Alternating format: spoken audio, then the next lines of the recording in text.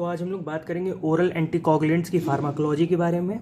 ठीक है ना। तो पहले तो जान लेते ओरल एंटीकोगुलेंट्स होते क्या है। ऐसे ड्रग जो कोगुलेंट को प्रिवेंट करे और हम उन्हें ओरली दे सके, उसी को ओरल एंटीकोगुलेंट कह देंगे। ठीक है ना। इसके नाम से बेसिकली इसका डेफिनेशन समझ में आता है। ठीक है ना। तो अपन बात करते हैं पहला एंटीकोगुलेंट जो ओरल हम लोग दे सकते हैं वो है विटामिन के एंटागोनिस्ट। और विटामिन के एंटागोनिस्ट में सबसे इंपॉर्टेंट एग्जाम्पल जो आपको हमेशा याद रखना है वो होता है वारफरिन। वारफरिन अगर आपने अपनी फिजियोलॉजी के थोड़ा सा अपनी नॉलेज से लिंक करोगे तो आपको पता होगा कि वारफरिन जो है विटामिन के को इनहिबिट करता है। और कौन से फैक्टर्स पे इफेक्ट करता है? 2, 7, 9, 10। ठीक है ना। तो ये चीज़ अगर आपने फिजियोलॉजी से पढ़ी होगी तो उसकी नॉलेज से आप लिंक कर सकते हो। दूसरा होता है डायरेक्ट थ्रोम्बिन इनहिबिटर जो कि फैक्टर 2A को इनहिबिट करता है, इसके बारे में आगे बात करूंगा। और तीसरा होता है फैक्टर 10A इनहिबिटर जिसके बारे में भी मैं आगे बात करूंगा। पहला मैं बात करता हूँ वारफेरिन के बारे में, जो पहला अपना एंटीकोगुलेंट है, ओरल एंटीकोगुलेंट जो कि विटामिन के एंटागोनिस्ट है। ठीक है ना। तो वारफेरिन के बारे में देखते हैं कि liver can produce all clotting factor but 4 factors 2, 7, 9, 10 require vitamin के टू बिकम एक्टिव। ठीक है ना। 4 फैक्टर को विटामिन के चाहिए एक्टिवेशन के लिए। वो कौन से 4 फैक्टर? आपने अपनी अगर हिमैट में लैब में अगर आपका वाइवा हुआ होगा तो ये क्वेश्चन बहुत ही स्टैंडर्ड सवाल है। विटामिन के कारण कौन कौन से फैक्टर एक्टिवेट होते हैं? तो आप हमेशा बोलते हो 2, 7, 9, 10, अगर आपने अपनी हिमैट लैब से थोड़ा भी आपको याद होगा। तो लिवर के में सारे क्लॉटिंग फैक्टर प्रोड्यूस होते हैं बट ये जो 4 फैक्टर्स हैं इनको विटामिन के चाहिए अपनी एक्टिवेशन के लिए। ठीक है ना। तो नेक्स्ट बात करता हूं मैं, vitamin K results in gamma carboxylation. Vitamin K results in gamma carboxylation of glutamate residues of 2, 7, 9, 10 to make them active. अब ये एक्टिव कैसे होंगे? इनको चाहिए होता है गामा कार्बोक्सिलेशन। ठीक है ना। इनके अंदर एक ग्लूटामेट रेसिड्यूज होते हैं, उसका गामा कार्बोक्सिलेशन कराओगे 2, 7, 9, 10 का, तो वो एक्टिव हो जाएंगे। तीसरा चीज देखते हैं, तो यहाँ पे एक टर्म याद रखना हमेशा, गामा कार्बोक्सिलेशन। ठीक है ना। एमसीक्यू में आपसे पूछा जाएगा कौन सा कार्बोक्सिलेशन होता है, alpha carboxylation, beta carboxylation, gamma carboxylation. तो हमेशा याद रखना गामा कार्बोक्सिलेशन। ठीक है ना। नेक्स्ट पॉइंट बात करते हैं, vitamin K can also activate certain anti clotting factors such as protein C and protein S. ठीक है ना। विटामिन के 2 तरह और एंटी क्लॉटिंग फैक्टर को एक्टिवेट करते हैं। ये मतलब कि एक्टिवेटर का ही काम करता है। ठीक है ना। ये जैसे ये आपका ये क्लॉटिंग में नहीं इफेक्ट करता, ये आपका एक्टिवेटर के तौर पे काम करती है। इसका डायरेक्ट एक्शन नहीं है लेकिन इसका इनडायरेक्ट एक्शन है बाकी फैक्टर्स को एक्टिवेट करा के। ठीक है ना। ये 2 फैक्टर्स को और एक्टिवेट कराता है, ये एंटी क्लॉटिंग फैक्टर्स होते हैं। ठीक है ना। वो कौन कौन से हैं? एक प्रोटीन सी है, एक प्रोटीन एस है। नेक्स्ट बात करते हैं कि warfarin acts by inhibiting vitamin के। अब जो विटामिन के ये औरों का एक्टिवेशन कराता है, इसी को इनहिबिट करेगा वारफरिन। अगर वारफरिन इसको इनहिबिट कर दिया तो पहले तो आप अपनी नॉर्मल मैं सोचता हूँ कि ठीक है ना, एक लॉजिकल हम लोग तरीके से देखें, अगर वारफरिन ने विटामिन के को इनहिबिट कर दिया तो पहले तो 4 फैक्टर जो ऊपर एक्टिवेट हो रहे थे वो तो एक्टिवेट ही नहीं होंगे। अब 2, 7, 9, 10 एक्टिवेट ही नहीं होंगे। और जो ये एंटी क्लॉटिंग फैक्टर है इसको जो एक्टिवेट करे ये भी नहीं एक्टिवेट होंगे। ठीक है ना। प्रोटीन सी और प्रोटीन एस भी नहीं होंगे। ठीक। तो ये देखो नेक्स्ट पॉइंट देखो, when we start warfarin for initial 1 to 2 days there is increased in risk of clotting known as hypercoagulation और dermal vascular necrosis। अगर हम लोग ने वारफरिन को पहले 2 दिनों में दे दिया, ठीक है, पहले 1-2 दिन के लिए अगर वारफरिन हमने स्टार्ट कर दी और 1-2 दिन देखा हमने पहले इनिशियल 1-2 दिन में, तो यहाँ पे क्या होता है कि यहाँ पे क्लॉटिंग का रिस्क जो है बढ़ जाता है। क्यों बढ़ जाता है? क्योंकि ये जो एंटी क्लॉटिंग फैक्टर है ये तो एक्टिवेट कर दिया, लेकिन ये जो 4 फैक्टर ये तो पहले से प्रेजेंट है।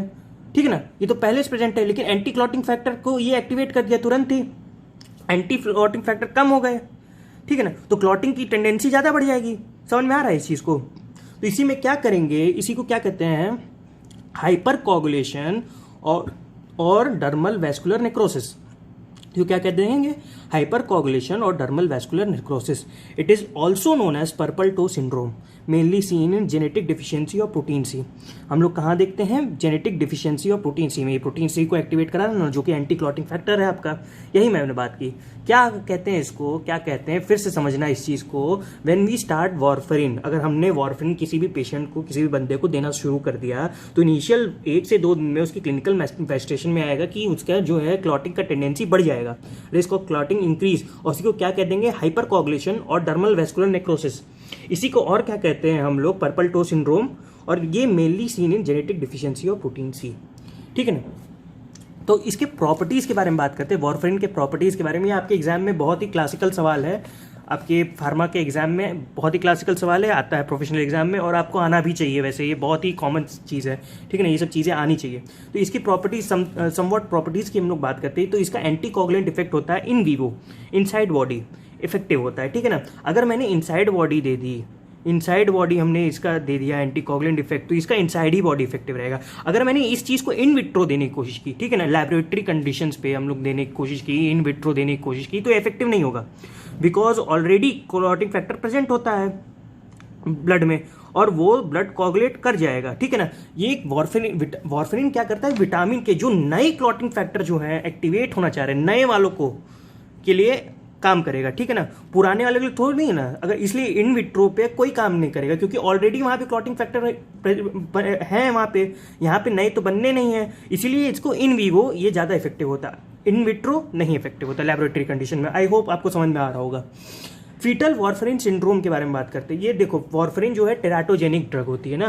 वॉरफेरिन अगर आपने पढ़ा होगा तो, या फार्मा की नॉलेज में, तो आपको समझ में आया होगा जनरल फार्माकोलॉजी में कि वॉरफेरिन जो है बहुत ही टेराटोजेनिक होती है। तो अगर टेराटोजेनिक है तो ये क्या कर सकती है, ये आपकी फीटल वॉरफेरिन सिंड्रोम, एक तरह का सिंड्रोम होता है, वो कर सकती है, ठीक है ना। इसमें होता क्या है कि वॉरफेरिन जो है प्रिवेंट्स एक्शन ऑफ ऑस्टियोकैल्सिन, ये एक ऑस्टियोकैल्सिन का जो एक्टिवेशन है उसको प्रिवेंट कराती है, ठीक है ना, और लीड्स टू स्केलेटल डिफॉर्मिटी। अगर ऑस्टियोकैल्सिन का आपका एक्टिवेशन नहीं हुआ तो ये स्केलेटल डिफॉर्मिटी लीड कर जाएगी। और क्या वो स्केलेटल डिफॉर्मिटी होती है, जैसे आप कोई भी पीडियाट्रिक का अगर आपने कोई भी न्यूबॉर्न बेबी में देखा होगा, ज़्यादातर केसेस में अगर आपने पढ़ा होगा तो माइक्रोसिफेली तो होती ही है, ठीक है ना। अगर ज़्यादातर केसेस में माइक्रोसिफेली, चाहे वो कहीं भी आप पढ़े हो, ज़्यादातर केसेस में माइक्रोसिफेली देखने को मिल ही जाती है क्लिनिकल मैनिफेस्टेशन में, वेंट्रिकुलर सेप्टल डिफेक्ट, ये सब दिखने को मिल जाता है, ठीक है ना। यहाँ क्या होगा, यहाँ पे भी माइक्रोसेफेली होगा, यहाँ पे इसके साथ साथ क्या होगा, नेजल हाइपोप्लेक्सिया हो जाएगा। देखो यहाँ पे स्केलेटल डिफॉर्मिटी है, तो स्केलेटल हम लोग सर से स्टार्ट करते हैं, तो सर में तुम्हारा माइक्रोसेफेली हो जाएगा, फिर नाक पे आते हैं, नाक में तुम्हारा नेजल हाइपोप्लेक्सिया हो जाएगा, और आंख पे आते हैं तो माइक्रोऑप्थेल्मिया। इसका याद रखना कि खाली सर में डिफेक्ट होगा, ठीक है ना। ये ऐसा कोई जरूरी नहीं है, मैं आपको याद करने का तरीका बता रहा हूँ कि सर में डिफेक्ट होता है। सारा चीज़ अपना दिमाग लगाओ कि सर में क्या होगा, पहले तो माइक्रोसेफेली हो जाएगा, दूसरा क्या होगा, नाक पे नेजल हाइपोप्लेसिया, तीसरा आँख में क्या होगा, आँख छोटी हो जाएगी, माइक्रोऑप्थेल्मिया हो जाएगा, माइक्रोऑप्थेल्मिया, ठीक है ना। अब बात करते हैं इसको क्या कहते हैं, एक और वॉरफेरिन एम्ब्रियोपैथी भी इसको कह सकते हैं ना, वॉरफेरिन एम्ब्रियोपैथी। नेक्स्ट हम लोग बात करते हैं कि वॉरफेरिन का ओवरडोज हो गया तो क्या होगा। पहली बात, एक चीज़ इसमें ये याद रखना कि वॉरफेरिन जो होता है केवल और केवल एक्सटेंसिक पाथवे पे एक्ट करता है। एक्सटेंसिक मतलब कि एक्सटेंसिक जो है क्लॉटिंग फैक्टर जो पाथवे होता है वो उस पर एक्ट करता है। तो एक्सटेंसिक पे किस पे इफेक्ट करेगा, एक्सटेंसिक पे प्रोथ्रोम्बिन टाइम को ये बढ़ा देगा, ठीक है ना। एक्सटेंसिक के लिए पीटी होता है, इंट्रिंसिक के लिए एपीटीटी होता है, ठीक है ना। तो जो एक्सटेंसिक पाथवे है पीटी, वो उसको बढ़ा देगा। और पीटी अपना कितने सेकंड्स का होता है, लगभग 15 सेकंड्स का होता है, 12 से 16 सेकंड्स होते हैं, तो उसमें 15 सेकंड्स का होता है। अगर वॉरफेरिन दे देंगे वो 3 टाइम्स बढ़ जाएगा, मतलब 15 सेकंड है तो लगभग 45 सेकंड का उसका एवरेज ड्यूरेशन आ जाएगा वॉरफेरिन देने के बाद, ठीक है ना। तो नेक्स्ट बात करते हैं वॉरफेरिन ओवरडोज के केसेस में क्या होगा। वॉरफेरिन ओवरडोसेस के केसेस में तो ओवरडोज ऑफ वॉरफेरिन जो है ब्लीडिंग पहले तो क्रॉस करेगा, ठीक है ना। मैंने बता दिया है कि ये जो है एंटी क्लॉटिंग फैक्टर को जो है अपना ये एक्टिवेट कराता है, और उसके साथ साथ क्या करवाता है, क्लॉटिंग फैक्टर का भी जो ये होता है विटामिन के जिससे एक्टिव करवाते हैं उसको भी इनिबिट करता है। तो ये क्या करेगा, ब्लीडिंग, सिंपल सी टेंडेंसी है, लॉजिकल चीज़ कि ब्लीडिंग कॉज करा देगा। लेकिन देखो हमेशा अगर याद रखना कि वॉरफेरिन तो देखो एंटी क्लॉटिंग फैक्टर्स पे भी काम कर रहा है ना, इसको भी एक्टिवेट करा रहा है, ठीक है ना। विटामिन के क्या करता था कि एक्टिवेट कराता है anti clotting factor plus clotting factor को, लेकिन इसमें जो क्लॉटिंग फैक्टर का रोल है वो मेजॉरिटी है, ठीक है ना, तभी ना ब्लीडिंग हो रही है। तो वॉरफेरिन अगर विटामिन के को इनिबिट किया तो विटामिन के इनिबिट हो गया, तो विटामिन के जो है इसकी भी एक्टिवेशन नहीं करा पाएगा, जो क्लॉटिंग फैक्टर्स हमारे 4 क्लॉटिंग फैक्टर्स, ठीक है ना। तो ऐसे याद रखना कि विटामिन के को इनिबिट कौन कराता है, warfarin.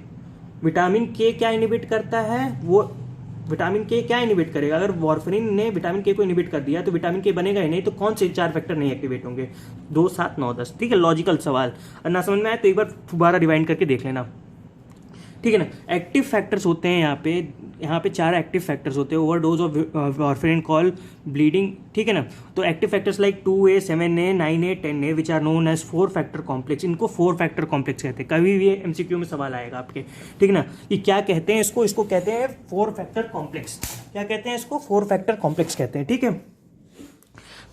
2A 7A 9A 10A which are known as 4 factor complex और प्रोथ्रोम्बिन फैक्टर कॉम्प्लेक्स, इसको प्रोथ्रोम्बिन फैक्टर कॉम्प्लेक्स भी कहते हैं। यहाँ पे प्रोथ्रोम्बिन टाइम बढ़ता है, ठीक है ना, इसीलिए हम इसको उससे रिलेट कर सकते हैं कि यहाँ पे एक्सटेंसिव पाथवे का है भाई नहीं होता है तो प्रोथ्रोम्बिन टाइम बढ़ जाता है, तो ये इसको प्रोथ्रोम्बिन फैक्टर कॉम्प्लेक्स कह सकते हैं। और ये क्या है, इसका ट्रीटमेंट ऑफ चॉइस है। अगर मैंने वारफेरिन की ओवरडोज दे दी, ये 4 फैक्टर हमको देने पड़ेंगे, इसी के लिए इसका क्या होगा, ये ट्रीटमेंट ऑफ चॉइस बन जाएगा, ठीक है ना। If 4 factor complex is not available then fresh frozen plasma can be given. Fresh frozen plasma होता है, ठीक है ना। अगर 4 फैक्टर कॉम्प्लेक्स आपके इमरजेंसी सिचुएशंस में ना हो तो आप फ्रेश फ्रोजन प्लाज्मा से भी अपना काम चला सकते हैं, ठीक।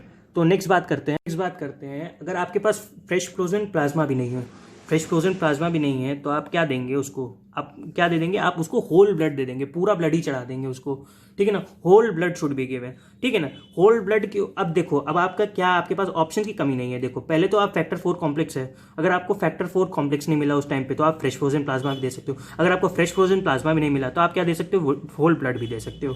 लेकिन यहाँ पे जो ट्रीटमेंट ऑफ चॉइस है for bleeding tendency due to warfarin, वो विटामिन के ही है, ठीक है ना। अगर मैंने विटामिन के ही दे दिया तो उसका जो वारफेरिन का जो एक्शन है वो तो विटामिन के को ही इनहिबिट कर रहा था ना, इसलिए इसका ट्रीटमेंट ऑफ चॉइस क्या होगा, ऑब्वियसली विटामिन के। लॉजिकली हम सोचो, और विटामिन के is also antidote for warfarin overdose, ठीक है ना। वारफेरिन ओवरडोज के लिए भी ये जो है आपका विटामिन के एंटीडोट है, ठीक है ना। तो हम लोग नेक्स्ट देखते हैं कि INR values and treatment of warfarin overdose. INR values और ट्रीटमेंट ऑफ वारफेरिन ओवरडोज का क्या महत्व है। तो INR वैल्यूज क्या होती हैं कि इंटरनेशनल नॉर्मलाइज रेशियो, ये PT test upon PT control का एक रेशियो होता है जो कि आपको नेट पे मिल जाएगा। तो इसकी मैं खाली ट्रीटमेंट की बात करूंगा, वारफेरिन ओवरडोज इसमें ज़्यादा नहीं घुसूंगा मैं। तो ट्रीटमेंट ऑफ वारफेरिन ओवरडोज का और INR वैल्यू का क्या कनेक्शन है, देखो INR वैल्यू की लेस देन 5 हो गया, ठीक है, लेस देन 5 शो हमेशा क्या करना है, वारफेरिन शुड बी स्टॉप्ड। यहाँ पे क्या करना है कि वारफेरिन को खत्म कर देना है, उसको देना ही नहीं है। अगर यही चीज़ 5 से 20 हो जाए तो warfarin should be stopped and vitamin के इज एडमिनिस्टर्ड, ठीक है, ज़्यादा खतरनाक सिचुएशन है। वारफेरिन को उसी टाइम स्टॉप करना है और विटामिन के को दे देना है। अगर 20 से ज़्यादा हो गया, अगर इससे भी ज़्यादा हो गया, विटामिन के जो है इससे भी ज़्यादा हो गया, 20 के INR जो है इसका 20 से भी ज़्यादा हो गया तो warfarin should be stopped and 4 factor complex is given, ठीक है ना। अब यहाँ पे देखो कि अगर 4 फैक्टर कॉम्प्लेक्स जो है, बेसिकली हम लोग सबसे पहला काम क्या करना है, अगर वारफेरिन की ओवरडोज हो गई 4 फैक्टर कॉम्प्लेक्स देना है। अगर इसकी वैल्यू INR की वैल्यू जो है 20 से भी ज़्यादा हो गई तो वारफेरिन को तुरंत मतलब कि रोकना है, देना ही नहीं है, 4 फैक्टर कॉम्प्लेक्स देना है। अब सेकंड ड्रग की बात करते हैं कि डायरेक्ट थ्रोम्बिन इनहिबिटर, इनहिबिट जो 2A को करते हैं, ठीक है ना।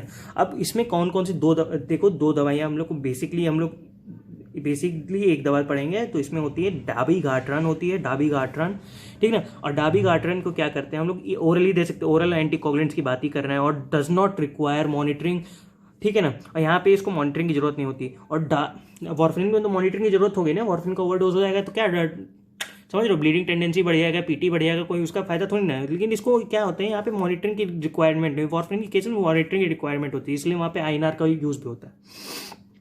तो डाबिगाट्रेन ओवरडोज में क्या होगा, toxicity is treated with monoclonal antibody called idarucizumab दे देंगे डाबिगाट्रेन ओवरडोज के केसेस में, ठीक है ना। ये आपका बेसिकली एक MCQ का सवाल है, ठीक है ना, कि ये आपका डाबिगाट्रेन कहाँ देते हैं, डाबिगाट्रेन कहाँ देते हैं आपका, मतलब कि डाबिगाट्रेन की टॉक्सिसिटी में हम लोग कौन सी मोनोक्लोनल एंटीबॉडी देंगे, इडारूसीजुमैब, ठीक है। बहुत ही टफ नाम है, ठीक है, ऐसी नहीं याद होगी फार्मा, आपको एक बार में कभी भी नहीं याद होगी, ठीक है ना। आप एक बार पढ़ के चाहोगे कि आपको फार्मा पूरी याद हो गई, आप अच्छे से कॉन्सेप्चुअली पढ़ लिया, तो नहीं याद होगी, ठीक है ना। बार बार रिवीजन करेंगे, जब बार बार रिवीजन करेंगे, बार बार कोई ना कोई MCQ लगाएंगे, तभी दिमाग को स्ट्राइक करेगा, ठीक है ना।